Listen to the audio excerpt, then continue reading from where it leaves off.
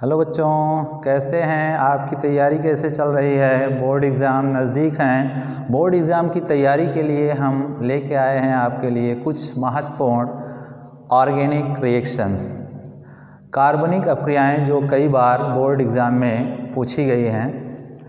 तो पहली अपक्रिया है फिंकलिस्टाइन अपक्रिया। फिंकलिस्टीन अपक्रिया की सहायता से हम किसी एल्किल हैलाइड से एल्किल आयोडाइड प्राप्त करते हैं।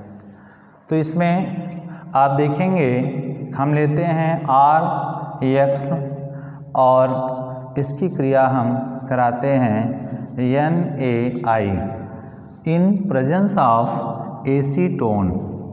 एसीटोन की उपस्थिति में ये अपक्रिया होती है। इसमें सोडियम ये टूट जाता है Na+ और I- में, और ये हमारा प्लस में। इसका X सोडियम से क्रिया करके Na बना लेता है और RI बन जाता है। R आयोडाइड से जुड़कर एल्किल आयोडाइड बनाता है। इस प्रकार बनता है NaX। यहाँ X के स्थान पर आप ले सकते हैं Cl और Br। ठीक है, इस प्रकार से इस अभिक्रिया की सहायता से हम किसी एल्किल क्लोराइड या एल्किल ब्रोमाइड से एल्किल आयोडाइड का निर्माण करते हैं। ठीक है, इसमें एक क्वेश्चन हम लेते हैं। जैसे क्वेश्चन ये यहाँ पर Cl लगा है, इसकी क्रिया होती है NaI से in presence of acetone, acetone की उपस्थिति में। ठीक है, ये इतना आपका R है एल्किल और ये क्लोराइड। तो आपको बताया गया है कि इसका आयोडाइड जो है इसके Cl को विस्थापित कर देता है और Cl सोडियम से क्रिया करके NaCl बना लेता है। तो यहाँ से आप Cl हटा देंगे और I लगा देंगे, बस यही आपको करना है।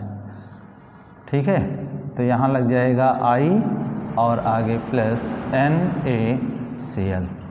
ठीक है, एक क्वेश्चन और आप ले सकते हैं, क्वेश्चन 1 और ये क्वेश्चन 2। इसको आप इस प्रकार से भी दिखा सकते हैं CH3 CH2 Br। ठीक, प्लस इसकी क्रिया होती है NaI से एसीटोन की उपस्थिति में और बनता है CH3 CH2I प्लस NaBr। ठीक बेटा, तो आप देखेंगे इसकी सहायता से, इस अपक्रिया की सहायता से हम एल्किल क्लोराइड या एल्किल ब्रोमाइड से प्राप्त करते हैं एल्किल आयोडाइड। हाँ तो बेटा आप देखेंगे दूसरा रिएक्शन है वुड्स रिएक्शन। ये भी बोर्ड में कई बार पूछा गया है। वुड्स रिएक्शन में क्या होता है, इस अपक्रिया की सहायता से सोडियम धातु और एल्किल हैलाइड से क्रिया कराकर हम उच्च अणुभार के एल्केन प्राप्त करते हैं और इस अपक्रिया के द्वारा सम्मित एल्केन प्राप्त होता है। इसमें हम लेते हैं RX 2 मॉलिक्यूल और इसकी क्रिया होती है Na मेटल से, Na धातु से और ईथर की उपस्थिति में। ईथर की उपस्थिति में क्या होता है, इसमें सोडियम X से क्रिया करके X बना लेता है, R प्राप्त होता है, R आपस में जुड़कर एल्केन देता है। तो ये बनेगा RR प्लस NaX। ठीक है, इसको आप इस प्रकार से भी दिखा सकते हैं, जैसे ये RX है, RX ये टूट जाता है। जैसे 2ReX है, इसमें हो गया होमोलिसिस या होमोलिटिक फिजन।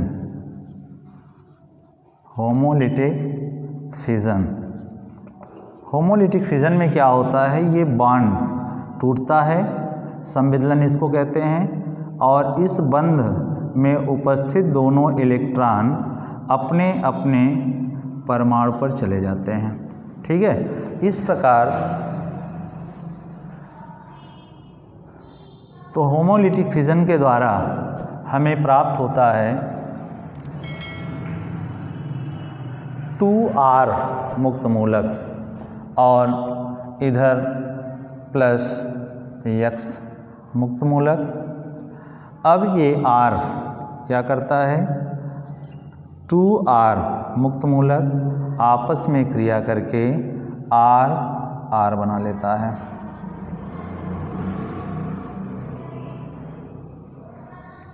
ठीक है, तो इसको कहते हैं वुड्स रिएक्शन। इस विधि का प्रयोग हम, इस अपक्रिया का प्रयोग हम कार्बनिक यौगिक में कार्बन परमाणुओं की संख्या बढ़ाने में करते हैं। इस अपक्रिया के द्वारा हमें जस्ट डबल कार्बन परमाणु प्राप्त होते हैं। जैसे मेथिल क्लोराइड से एथेन, तो क्वेश्चन है CH3Cl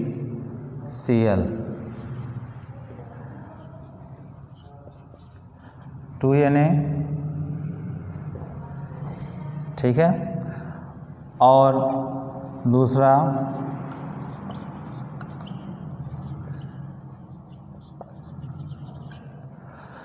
तो मेथिल क्लोराइड के 2 अणु लेते हैं, इसको हम इस प्रकार से लिख लेते हैं। ईथर की उपस्थिति में क्रिया होती है, ये क्लोरीन सोडियम से क्रिया करके सोडियम क्लोराइड बना लेता है। इसके बाद आप देखेंगे ये CH3 दोनों में एक एक वैलेंसी खाली हो रही है, तो ये जाके आपस में जुड़ जाते हैं, तो बनता है CH3 एथेन और प्लस 2NaCl। तो इस प्रकार से हम बनाते हैं मेथिल क्लोराइड से एथेन। तो बेटा अगली अपक्रिया हम लेते हैं फिटिक रिएक्शन, फिटिक अभिक्रिया।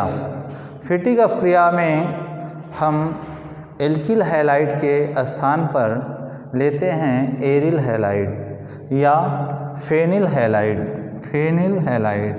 PHX plus 2Na plus XPH react with presence of ether. ठीक, इसमें भी वुड्स अपक्रिया की भांति अपक्रिया होती है। इसका X Na से क्रिया करके NaX बना लेता है, PH फेनिल दोनों जुड़ जाएंगे, ये बनता है बाईफेनिल। ठीक है, PH प्लस 2NaX। इसको आप इस प्रकार से भी लिख सकते हैं, X प्लस, या X के स्थान पर आप ले सकते हैं, X के स्थान पर Cl Br I। तो यहाँ हम फेनिल क्लोराइड या आयोडाइड ले लेते हैं। फेनिल क्लोराइड लिया गया, इसकी क्रिया हम Na से कराते हैं, फिर दूसरा Cl क्लोरोबेंजीन, ये क्लोरोबेंजीन है, ये क्लोरोबेंजीन सोडियम धातु से क्रिया करता है ईथर की उपस्थिति में और बनता है बाईफेनिल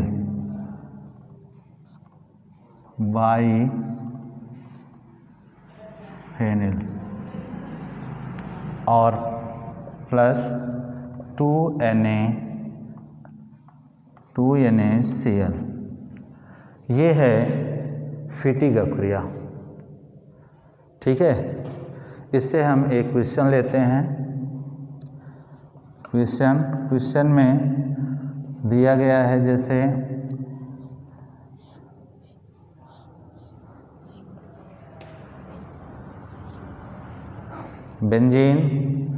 बेंजीन की क्रिया होती है Cl2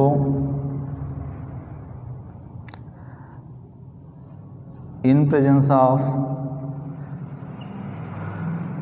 AlCl3 बनता है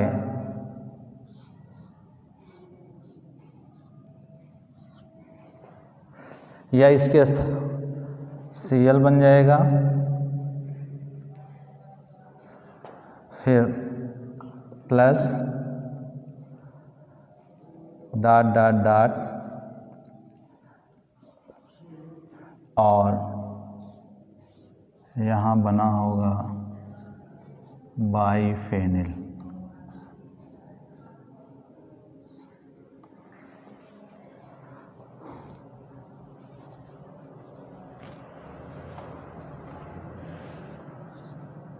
यहाँ A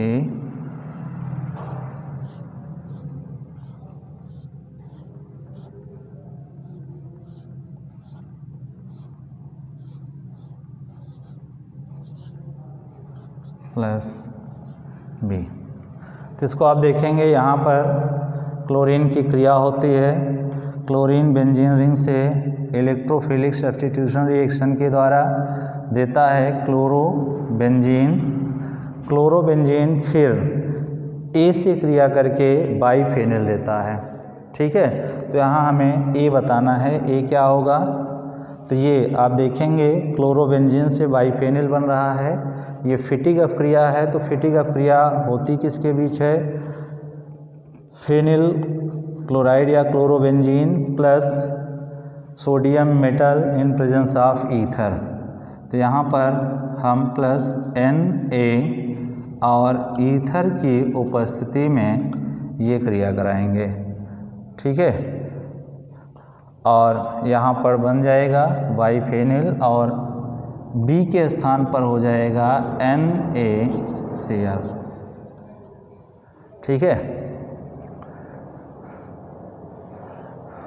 यहाँ क्लोरोबेंजीन का 2 मॉलिक्यूल लिया जाएगा, 2Na से क्रिया करेगा, NaCl बनाएगा और बाइफेनिल। हाँ बेटा, अगली अपक्रिया है वुड्स-फिटिक रिएक्शन।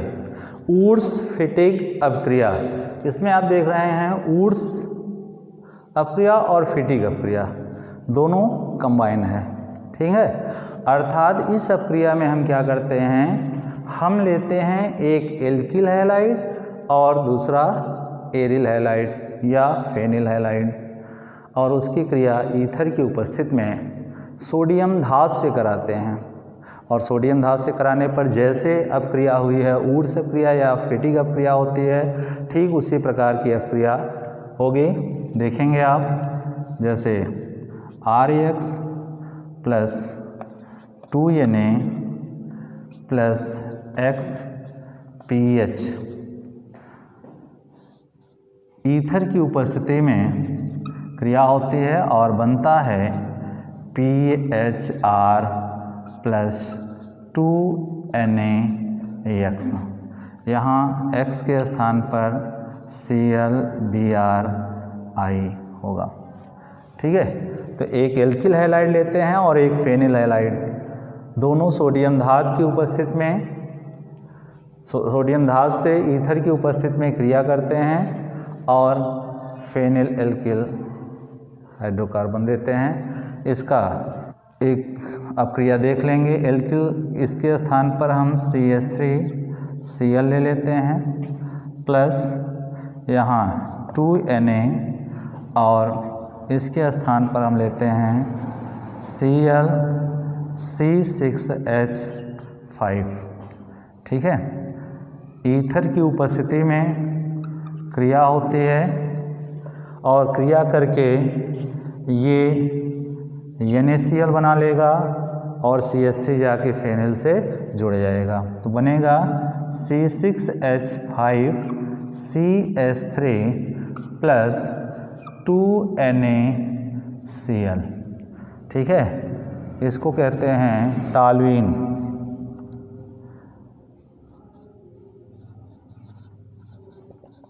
Toluene, okay.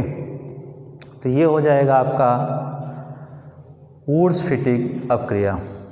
तो अगली अपक्रिया हम लेते हैं फ्रीडल-क्राफ्ट्स अपक्रिया। फ्रीडल-क्राफ्ट्स रिएक्शन में आप देखेंगे ये क्रिया निर्जल एल्युमिनियम क्लोराइड की उपस्थिति में होती है। जब किसी निर्जल एल्युमिनियम क्लोराइड की उपस्थिति में किसी एल्किल हैलाइड की क्रिया बेंजीन या किसी एरोमेटिक यौगिक से कराते हैं तो एल्किल समूह का बेंजीन रिंग में प्रवेश करना ही फ्रीडल-क्राफ्ट अपक्रिया कहलाती है।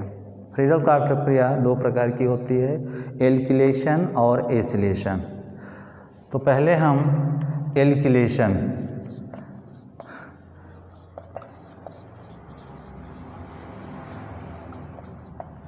एल्किलेशन या एल्किलीकरण इसको कहते हैं का अध्ययन करते हैं। एल्किलेशन या एल्किलीकरण, इसमें क्या होता है, किसी एरोमेटिक यौगिक अर्थात बेंजीन की क्रिया जब हम निर्जल एल्युमिनियम क्लोराइड की उपस्थिति में एल्किल हैलाइड से कराते हैं तो उसमें एल्किल समूह का बेंजीन रिंग में प्रवेश करना ही एल्किलेशन या एल्किलीकरण कहलाता है। तो इसमें आप देखेंगे हम लेते हैं बेंजीन, बेंजीन की क्रिया हम कराते हैं RX से या RCl आप ले सकते हैं या CH3Cl ले लीजिए, CH3Cl। ये क्रिया होती है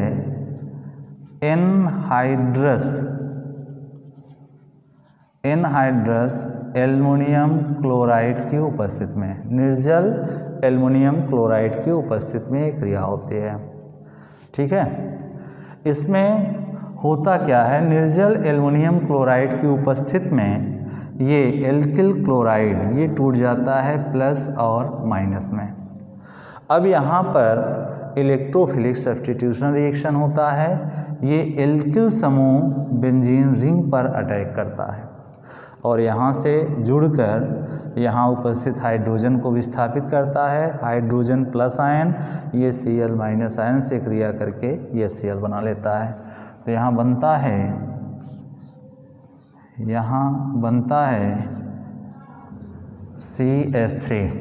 CH3 समूह द्वारा इस पर उपस्थित हाइड्रोजन विस्थापित हो जाता है।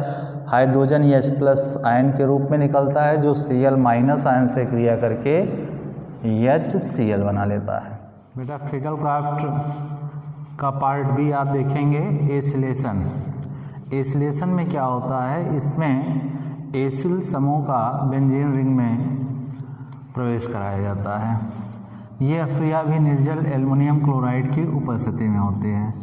तो ये है बेंजीन, इसकी क्रिया हम कराते हैं एस्टिल क्लोराइड से CH3COCl और in presence of anhydrous AlCl3।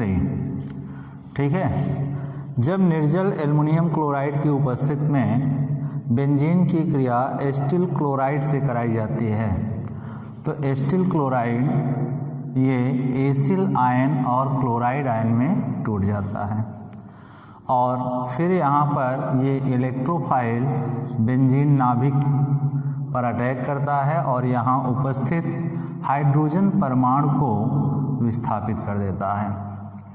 Hydrogen ion निकलकर Cl माइनस आयन से क्रिया करके HCl बना लेता है। इस प्रकार बनता है COCH3 और प्लस HCl। ठीक है, इसको कहते हैं एसीटोफिनॉन।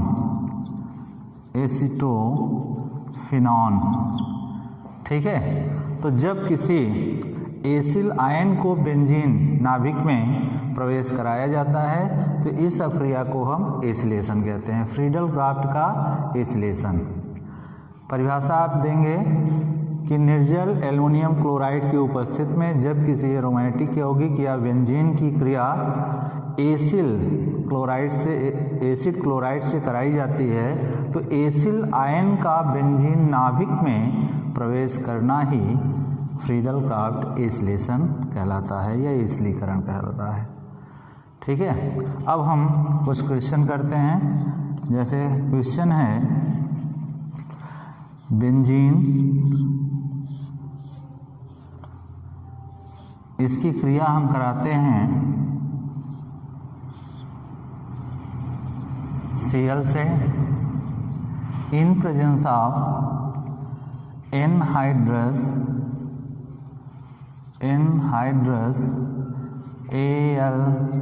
AlCl3।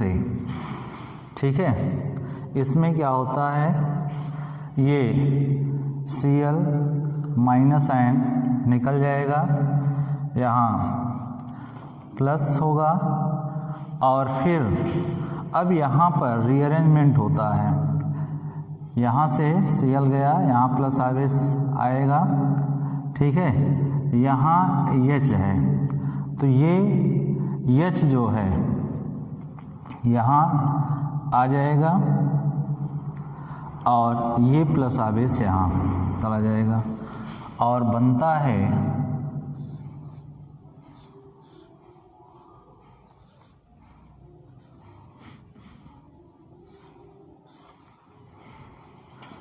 ठीक है प्लस HCl। एक्चुअली इसमें होता क्या है,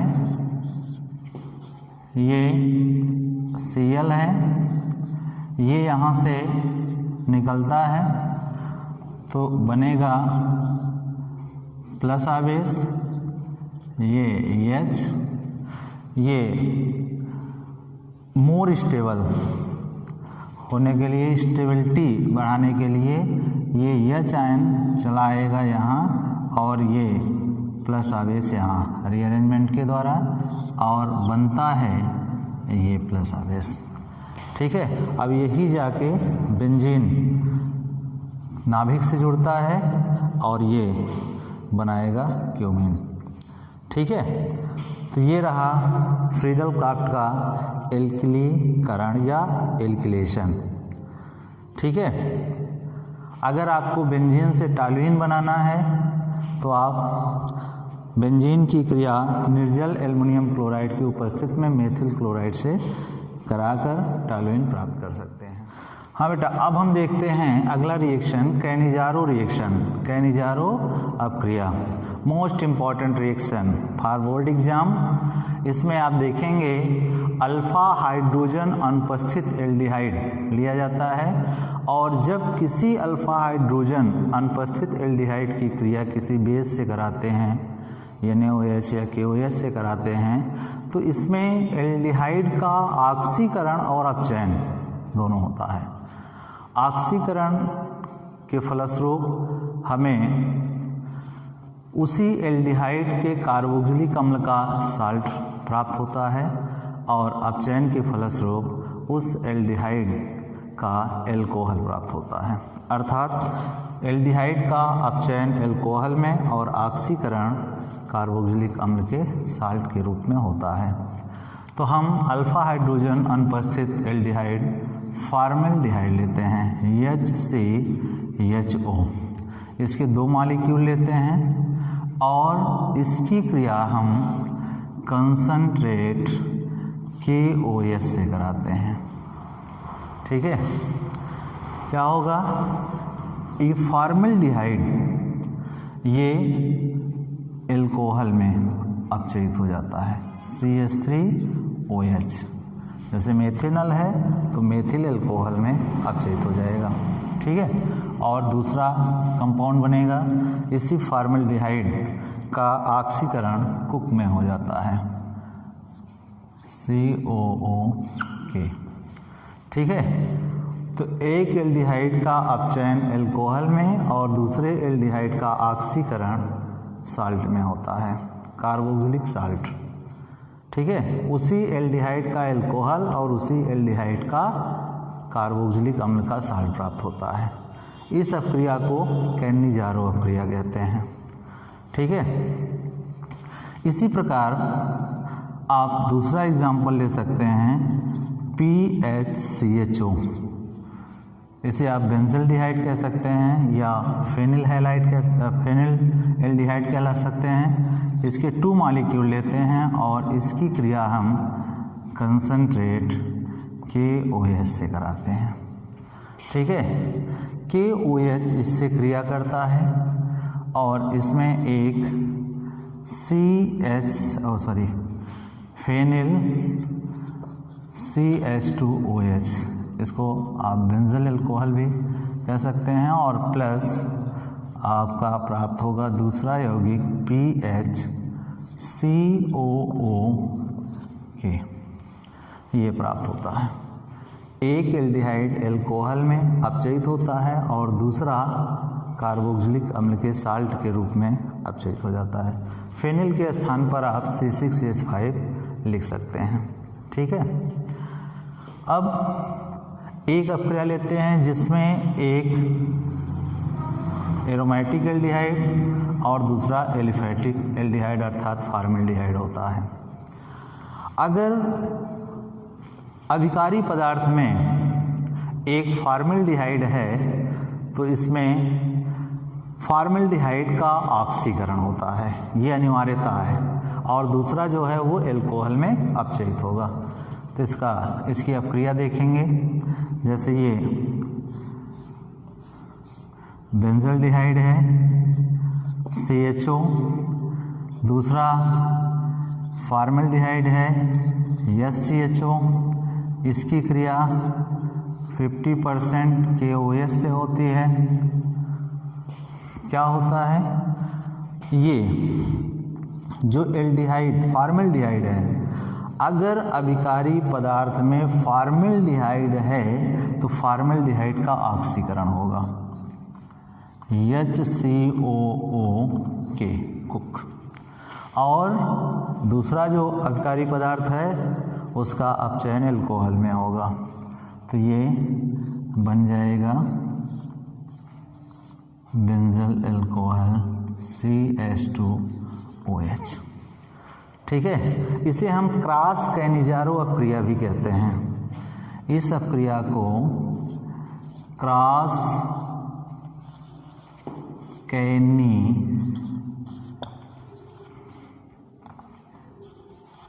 कैनिजारो रिएक्शन भी कहते हैं।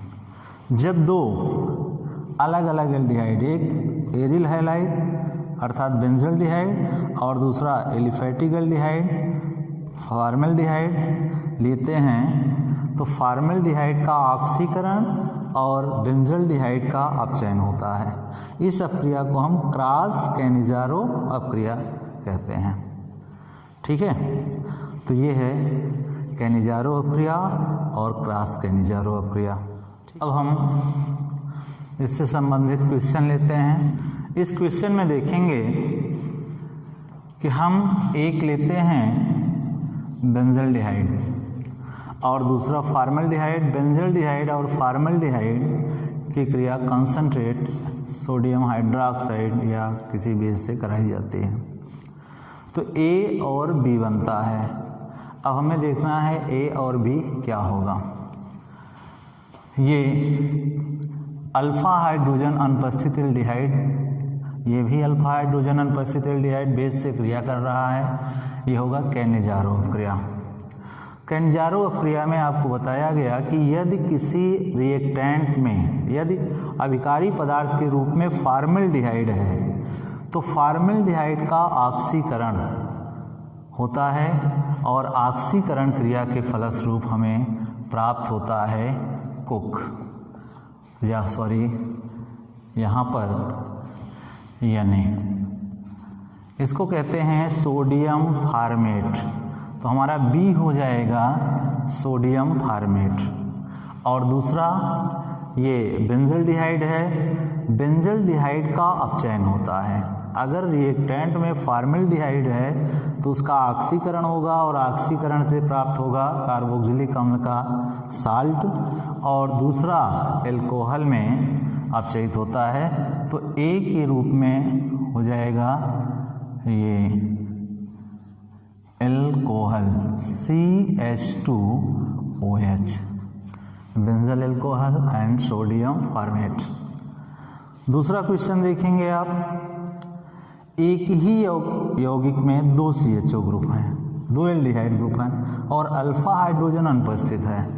अगर इस प्रकार का कोई पदार्थ है तो उसमें जब उसकी क्रिया 50% KOH या कंसनट्रेट KOH से होती है तो इसका एक समूह एल्कोहल में अपचयित होता है और दूसरा कार्बोक्सिलिक अम्ल का साल्ट देता है। तो यहाँ A के रूप में प्राप्त हो जाएगा COOK एंड CH2OH। इसमें एक ही अपक्रिया में एक एल्डिहाइड समूह का एल्कोहल में अपचयन होता है और दूसरे का कार्बोक्सिलिक अम्ल में ऑक्सीकरण होता है। तो बेटा अगली अपक्रिया most important reaction for board exam, carbylamine अपक्रिया बहुत पूछी जाती है।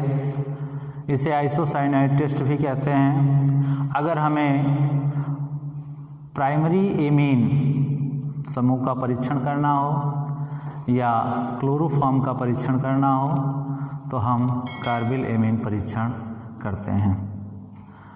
जब किसी प्राइमरी एमीन की क्रिया कास्टिक पोटास की उपस्थिति में क्लोरोफॉर्म से कराई जाती है तो हमें एक तीव्र दुर्गंध युक्त पदार्थ आइसोसाइनाइड प्राप्त होता है या कार्बिल एमीन प्राप्त होता है। इस अपक्रिया को हम कार्बिल एमीन अपक्रिया कहते हैं। तो इसमें आप देखेंगे RNH2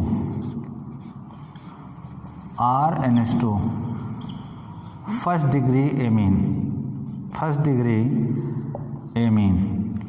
डिग्री एमीन की क्रिया होती है किससे? Chloroform CH3KOH।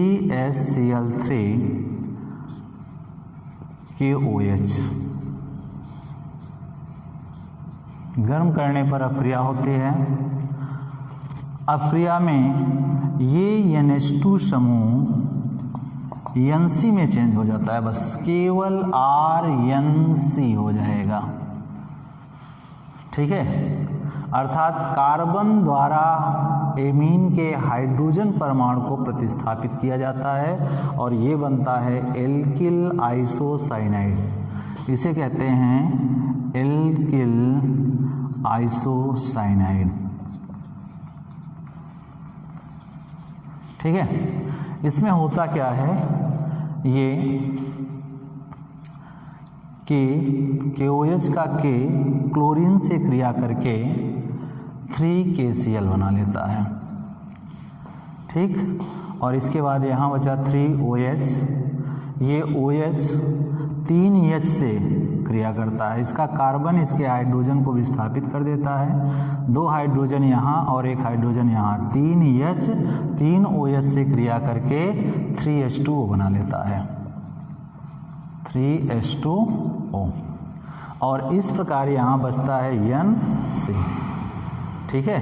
तो RNC इस प्रकार से एल्किल आइसोसाइनाइड प्राप्त होता है। ये एमीन ग्रुप है, इसका हाइड्रोजन कार्बन द्वारा प्रतिस्थापित हो गया है, इसलिए इसे हम कार्बिल एमीन कहते हैं।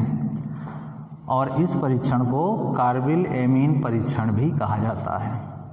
अगर हम किसी प्राइमरी एमीन का परीक्षण करते हैं तो यौगिक लेकर, पदार्थ लेकर उसमें क्लोरोफॉर्म और KOH के मिश्रण को मिलाकर गर्म करते हैं। गर्म करने पर यदि कोई तीव्र दुर्गंध युक्त पदार्थ प्राप्त होता है या कार्बिल एमीन की तीव्र दुर्गंध युक्त गंध आती है तो निश्चित रूप से लिया गया यौगिक एमीन होगा, ठीक है। तो एमीन अथवा क्लोरोफॉर्म के परीक्षण में इस अपक्रिया का प्रयोग किया जाता है। इसी प्रकार आप C6H5 NH2 में भी करा सकते हैं, C6H5NH2 यहाँ plus CSCl3 plus 3KOH,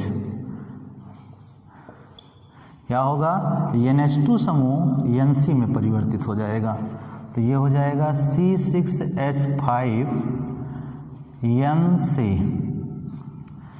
plus इसका क्लोरीन K से क्रिया करके 3KCl और 3OH से क्रिया करके 3H2O देता है। अब क्रिया देखेंगे आप एल्डोल कंडेंसेशन या एल्डोल संघनन, most important reaction for board exam, कई बार पूछा गया है एल्डोल संघनन क्या है। तो एल्डोल संघनन में आप देखेंगे, एल्डोल संघनन ऐसे कार्बनिक यौगिक देते हैं जिसके पास अल्फा हाइड्रोजन उपस्थित होता है, carbonyl compounds having alpha hydrogen atom. तो ये एल्डोल संघनन क्रिया ऐसे एल्डिहाइड या ketone, carbonyl compound means aldehyde या कीटोन जिसके पास अल्फा हाइड्रोजन उपस्थित होता है, वो डाइल्यूट बेस NaOH या बेरियम हाइड्रोक्साइड BaOH, ठीक है, BaOH खोल ट्वाइस बेरियम हाइड्रोक्साइड की उपस्थित में जुड़कर एक योगात्मक उत्पाद देते हैं जो गर्म करने पर अल्फा बीटा अनसैचुरेटेड एल्डिहाइड या कीटोन देता है। इस संघनन को हम एल्डोल कंडेंसेशन कहते हैं, एल्डोल संघनन। तो इसमें आप देखेंगे एक हम अल्फा हाइड्रोजन उपस्थित एल्डिहाइड लेते हैं CHO, ठीक है, और इसकी क्रिया कराते हैं अल्फा हाइड्रोजन युक्त एल्डिहाइड से। ये अल्फा कार्बन है और इससे जुड़े हाइड्रोजन अल्फा हाइड्रोजन, यहाँ ये अल्फा कार्बन है, ये अल्फा कार्बन है, इससे जुड़ा हाइड्रोजन अल्फा हाइड्रोजन। तो अल्फा हाइड्रोजन युक्त एल्डिहाइड की क्रिया जब हम डाइल्यूट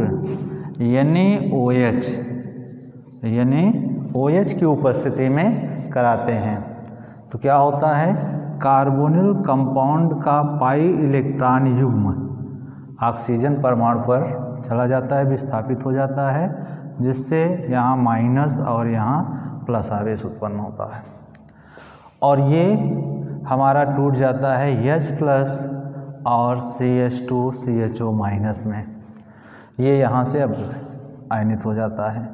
इसका H प्लस O पर अटैक करता है और CH2C पर, ठीक है। अब देखिए क्या बनेगा, बनता है CH,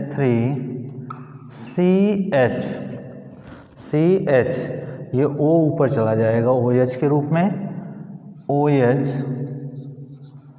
सिंगल बॉन्ड CH2CHO, ठीक है। इसको बीटा हाइड्रोक्सी एल्डिहाइड आप कह सकते हैं, ये अल्फा है, ये बीटा हाइड्रोक्सी एल्डिहाइड प्राप्त होता है जिसे एल्डोल कहते हैं, एल्डोल।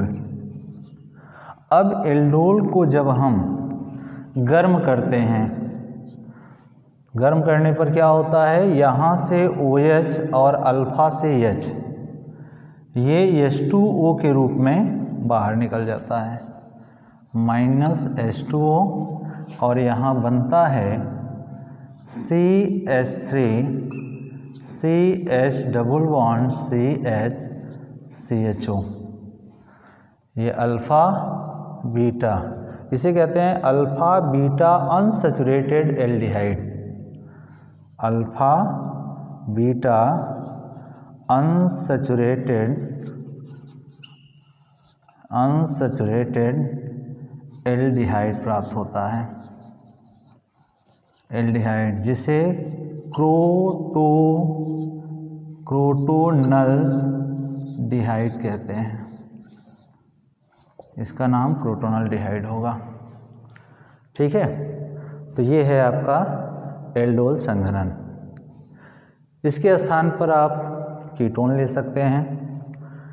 तो कीटोन उदाहरण लेंगे तो आप यहाँ पर CH3 कर सकते हैं, यहाँ CH3 हो जाएगा, यहाँ पर CH3, ठीक है, डबल बॉन्ड CH3, डाइल्यूट यानी OH या इसके स्थान पर आप बेरियम हाइड्रोक्साइड ले लेंगे, BaOH खोल ट्वाइस, क्या होगा ये CH3 और यहाँ पर ये CH3। ठीक, इसके बाद गर्म करने पर ये आपका हो जाएगा COCH3 और यहाँ पर CH3। ये अल्फा बीटा अनसैचुरेटेड क्या बनेगा, एल्डिहाइड के स्थान पर ये आपका कीटोन है। ठीक है, तो अल्फा बीटा अनसैचुरेटेड कीटोन प्राप्त होता है, कीटोन, और इसको कहते हैं मेस्टिल ऑक्साइड। क्या कहेंगे, मेस्टिल ऑक्साइड। ठीक है, यहाँ पर हमने एसीटोन लिया, ये भी एसीटोन, बेरियम हाइड्रोक्साइड की उपस्थिति में बीटा हाइड्रोक्सी कीटोन प्राप्त होता है। बीटा हाइड्रोक्सी कीटोन गर्म करने पर एक H2O, यहाँ से H और यहाँ से OH H2O के रूप में बाहर निकलता है और ये अल्फा बीटा अनसैचुरेटेड कीटोन प्राप्त होता है और इसको कहते हैं मेस्टिल ऑक्साइड।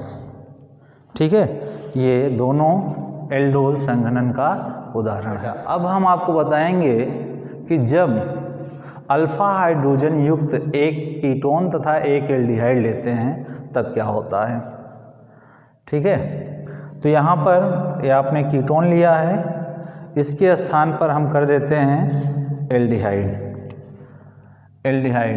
H। ठीक, ये आपका एल्डिहाइड होगा H। तो ये बना क्या,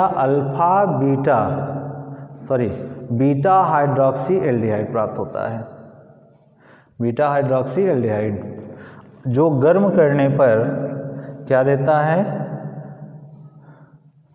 जो गर्म करने पर अल्फा बीटा अनसैचुरेटेड एल्डिहाइड देगा।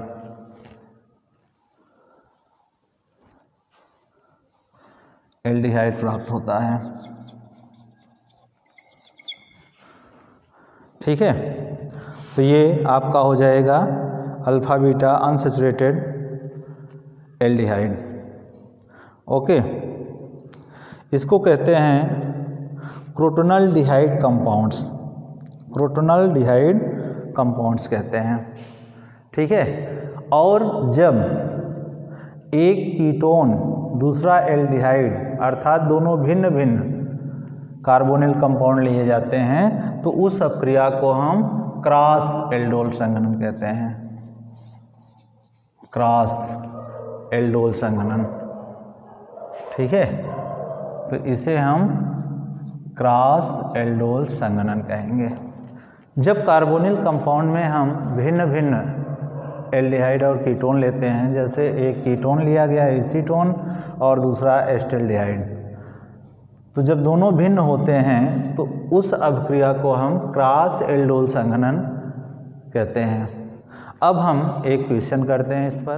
क्वेश्चन में है एस्टेल्डिहाइड बेस की उपस्थिति में एसीटोन से क्रिया करता है। इसमें हमें टोटल नंबर ऑफ प्रोडक्ट्स निकालना है, कितने प्रोडक्ट हमें प्राप्त होगा। इसमें नंबर 1 आप देखेंगे CH3CHO, ये क्रिया करता है अल्फा हाइड्रोजन युक्त कीटोन से।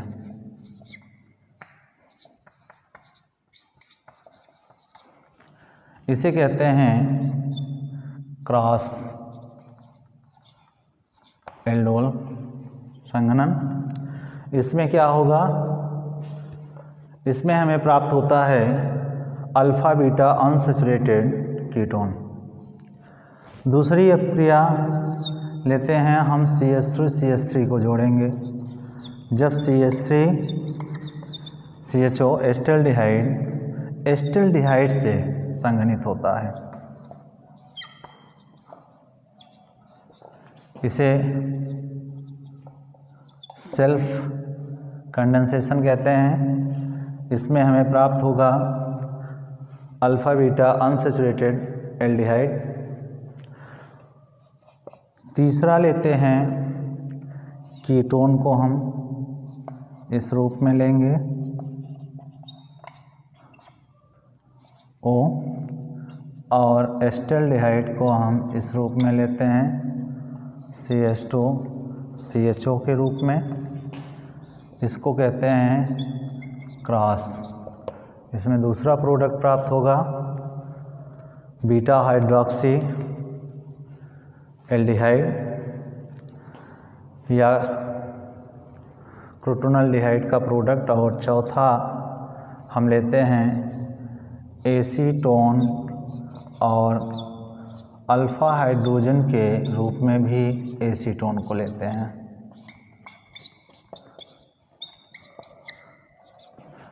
यहाँ पर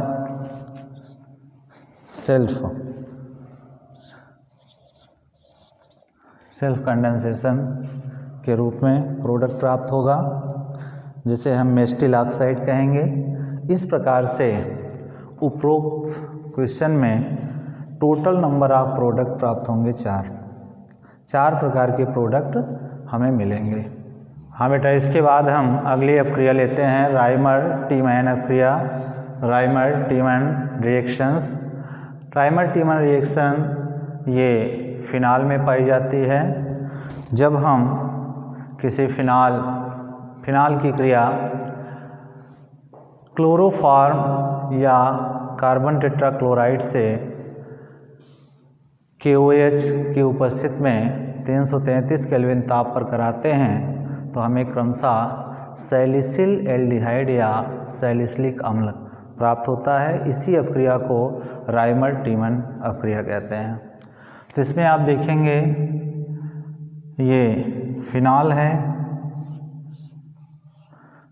फिनाल इसकी क्रिया हम कराते हैं CHCl3 और KOH से।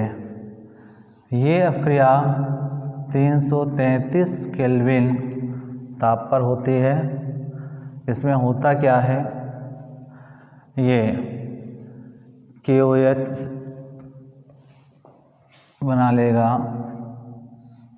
Salicyl aldehyde OH CHO plus KCl 3KCl और प्लस 2H2O सॉरी, ठीक है। ये हमें प्राप्त होता है सैलिसिल एल्डिहाइड। ओके, इसी प्रकार जब फिनाल की क्रिया हम कार्बन टेट्राक्लोराइड से कराते हैं CCl4 से इसकी क्रिया होती है कार्बन टेट्राक्लोराइड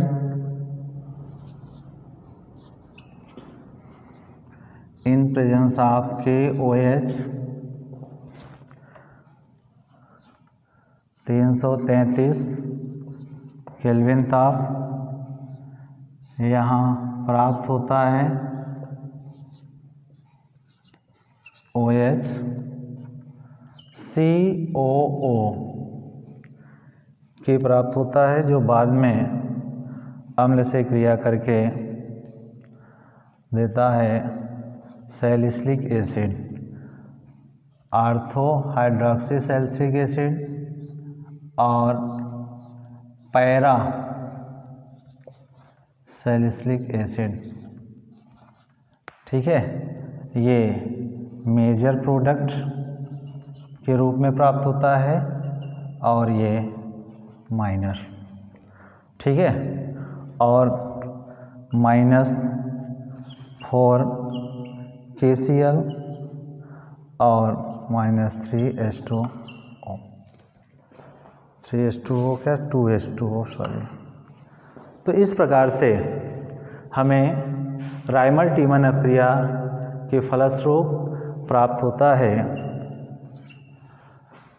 सैलिसिल एल्डिहाइड। इसमें भी आप देखेंगे ये मेजर प्रोडक्ट है, मेजर प्रोडक्ट, और माइनर प्रोडक्ट के रूप में पैरा हाइड्रोक्सी प्राप्त होगा, प्लस ये भी कुछ मात्रा में प्राप्त होता है। अगली अपक्रिया हम बेटा लेते हैं क्लीमेंशन अपचयन अपक्रिया। मोस्ट इम्पॉर्टेंट रिएक्शन, ये भी कई बार बोर्ड एग्ज़ाम में पूछा गया है, 4 बार 4 साल पूछा गया है। क्लीमेंशन अपचयन अपक्रिया, इसमें क्या होता है, कार्बोनिल कंपाउंड जिंक अमलगम और कंसंट्रेट HCl की उपस्थिति में अपचयित हो जाता है, किसमें, CH2 में। ठीक है, +4 नवजात हाइड्रोजन। जिंक अमलगम HCl से क्रिया करके नवजात हाइड्रोजन देता है, और ये नवजात हाइड्रोजन कार्बोनिल समूह को एल्केन में अपचयित कर देता है या मिथिलीन में अपचयित कर देता है। ठीक है, ये अपक्रिया आपको एल्डिहाइड या कीटोन में प्राप्त होती है। जैसे हम लेते हैं एल्डिहाइड CH3H, इसकी क्रिया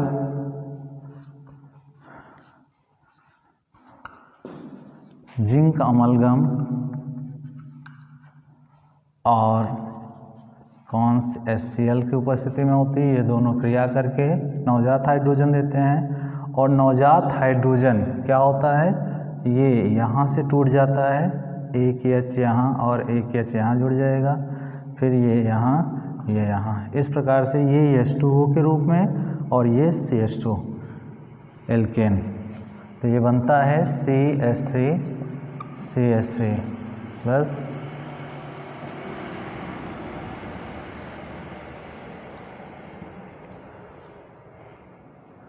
ठीक है। तो क्लीमेंशन अपचयन अपक्रिया में क्या होता है, कार्बोनिल कंपाउंड एल्केन में अपचयित हो जाते हैं।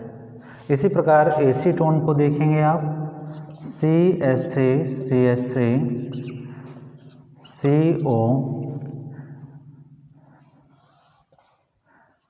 ZnHg कॉन्स HCl, ये नवजात हाइड्रोजन देते हैं, और इसका नवजात हाइड्रोजन इसे अपचयित कर देता है एल्केन में, CH2, इसे कहते हैं प्रोपेन। ये है एथेन। ठीक है, तो कार्बोनिल समूह जिंक अमलगम और सांद्र HCl की उपस्थिति में एल्केन में अपचयित हो जाते हैं। इस अपक्रिया को क्लीमेंशन अपचयन अपक्रिया कहते हैं। अगली अपक्रिया है वुल्फ-किस्नर अपचयन अपक्रिया। वुल्फ-किस्नर अपचयन अपक्रिया में आप देखेंगे यहाँ पर कार्बोनिल कंपाउंड का एल्केन में अपचयन होता है हाइड्रोजन की उपस्थिति में। NH2NH2 की उपस्थिति में। ठीक है, इसका हाइड्रोजन इसको कार्बोनिल समूह को CH2 में अपचयित कर देता है और प्लस N2 गैस बाहर निकलती है। ठीक है, इस अपक्रिया को वुल्फ-किस्नर अपचयन अपक्रिया कहते हैं। तो वुल्फ-किस्नर अपचयन अपक्रिया में बताएंगे किसी कार्बोनिल यौगिक में कार्बोनिल समूह को हाइड्रोजन द्वारा CH2 में अपचयित करने की अपक्रिया वुल्फ-किस्नर अपचयन अपक्रिया कहलाती है। जैसे हम लेते हैं एल्डिहाइड RH CHO, इसको हम हाइड्रोजन द्वारा NH2NH2 से अपचयित कराते हैं। क्या होगा, ये बनता है CH2 plus H2O plus N2 gas. N2 gas बाहर निकल जाएगा और ये हमें एल्केन में अपचयित हो जाएगा। इसी प्रकार एसीटोन लेते हैं CH3CO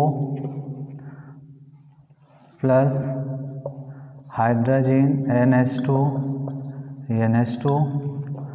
ये बनता है CH3CH2 प्लस N2 गैस बाहर निकलती है प्लस H2O, ये प्रोपेन।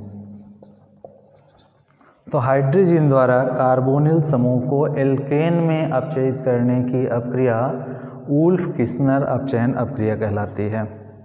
तो ये रहे कुछ इम्पॉर्टेंट अपक्रियाएँ।